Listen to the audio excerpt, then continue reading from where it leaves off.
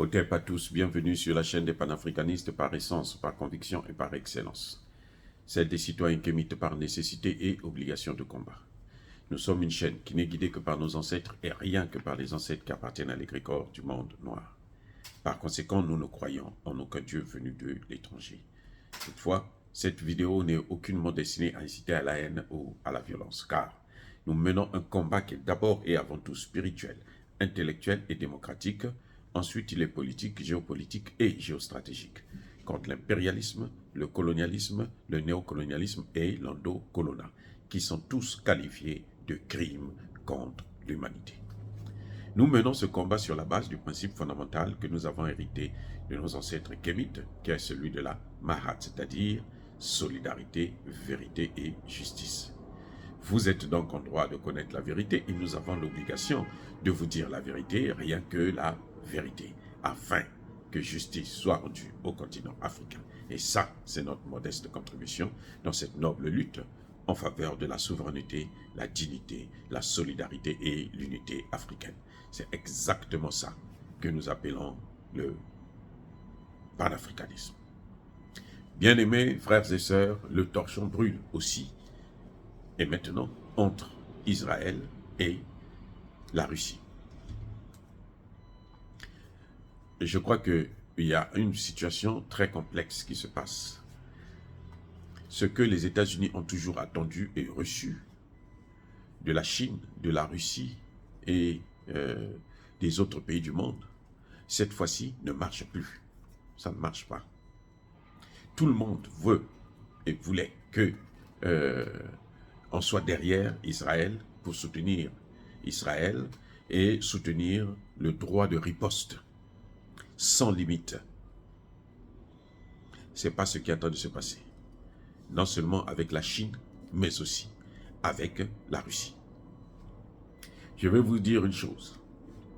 La Russie a eu à démontrer de façon diplomatique qu'elle ne soutient pas complètement Israël. Que la Russie soutient la paix. Et qu'elle condamne, écoutez bien, elle condamne les actes de violence de la part du Hamas et de la part d'Israël.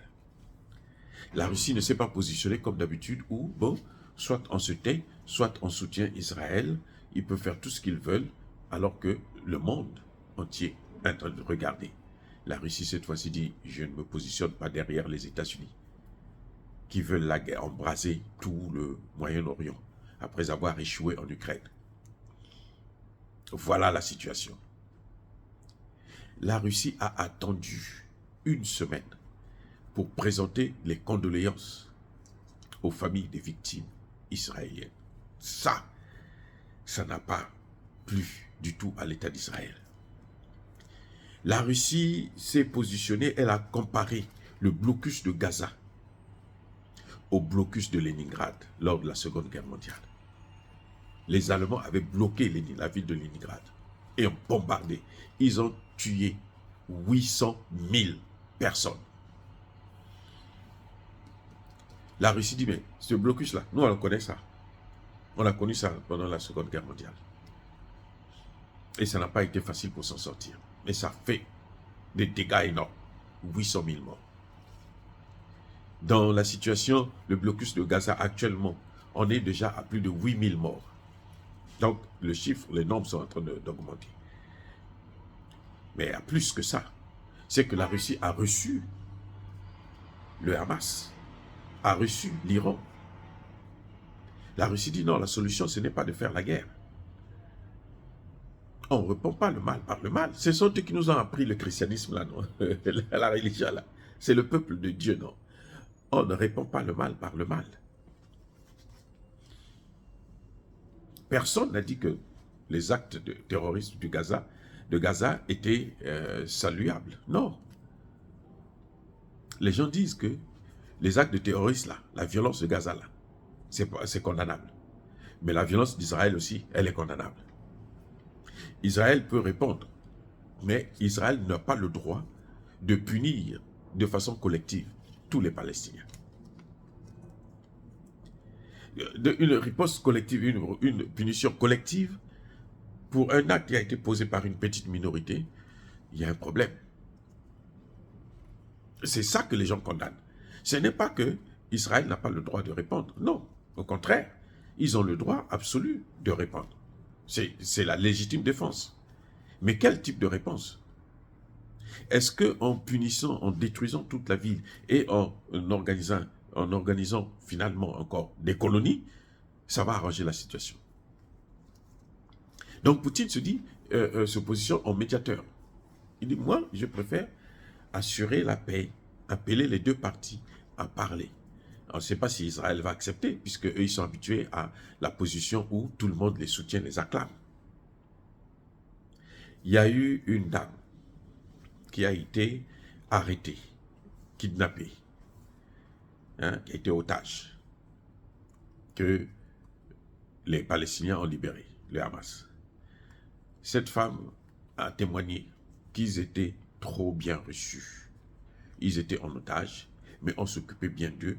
Ils avaient tout ce qu'il fallait pour vivre, pour être en bonne santé.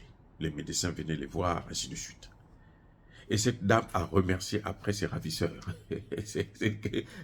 Israël se retrouve dans ça. Ou ça, c'est pas une femme arabe. C'est une femme juive qui témoigne. Elle remercie ses ravisseurs. Parce qu'elle a connu l'expérience de l'amour malgré la captivité. Et ça bouleverse le monde. Bref, en tout cas, la Russie, pour elle, il faut aller vers la paix. Il faut riposter, oui, mais il faut aller vers la paix. Et aller vers la paix, c'est quoi? C'est respecter la résolution de l'Organisation des Nations Unies, qui demande à ce qu'on puisse créer 2 États. Voilà ce que Poutine dit.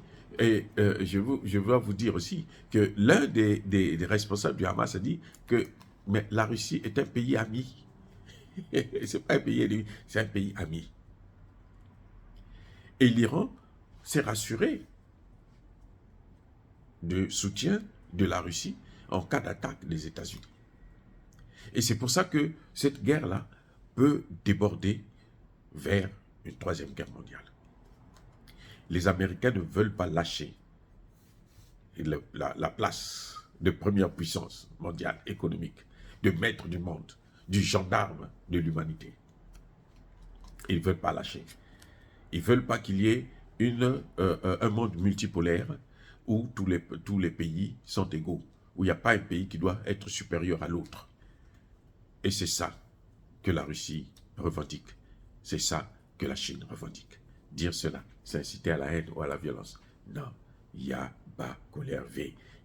Encore une fois de plus, bien-aimés frères et sœurs, je persiste et je signe, soyez bénis. Soyez abondamment bénis par le Dieu des Kémites et par nos ancêtres angélisés.